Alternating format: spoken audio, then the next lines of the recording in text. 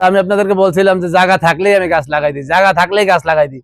এই যে দেখেন দেওয়ানিয়া কৈদির, কৈদির এখানে ভাই সবসময় আড্ডা দেয়, আমি কোনো সাইডে পেঁপে গাছ লাগাই দিয়েছি, কারণ ফল কে না ভালোবাসে খাইতে, তা যে কারণে লাগাই দেয়। এই দেখেন একটা পেঁপে গাছ আছে, এই একটা পেঁপে গাছ আছে, এই যে পেঁপে গাছটা দেখেন, গাছটা কত চিকন, ফলগুলো মাসাল্লাহ দিলে কতগুলো ফল, আর সাইজ গুলো কি দেখেন, মোটামুটি আলহামদুলিল্লাহ ভালোই। তাই এই ফলের গাছগুলো আমি যে কোনো জায়গায় একটু জায়গা পাইছি আমি লাগাই দিছি, যে কোনো জায়গায় একটু গ্যাপ পাইছি আমি লাগাই দিছি।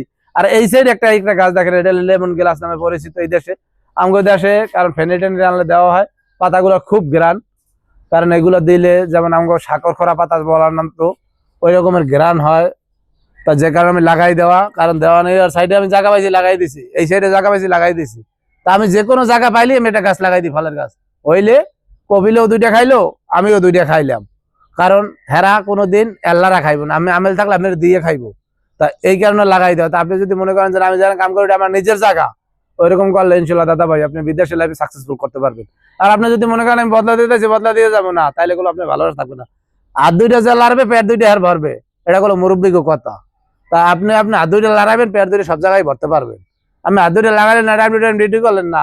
আর এই গাছগুলো যে আমি লাগাই, গাছগুলো কোনো টাইমের মধ্যে না, গাছগুলো লাগাই আমি টাইমের ফাঁকে, কামের গ্যাপে। আমার এখন ডিউটি নেই, আমি দুটো গাছ লাগাই দিয়েছি, গাছ দুটো বড় হয়েছে, আমি কমপ্লিট দেশ দেখে দুই গাছ লাগাইছি, কেমন হয়েছে আলহামদুলিল্লাহ ভালো হয়েছে। তা ওইটাই হলো মানুষের কেয়ারফুল।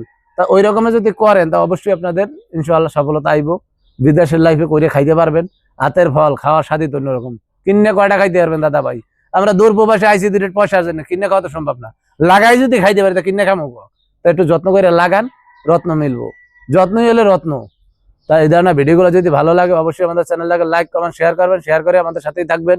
ওকে, ভালো থাকবেন, দেখা হয় পরবর্তী কোনো ভিডিওতে। আল্লাহ হাফেজ।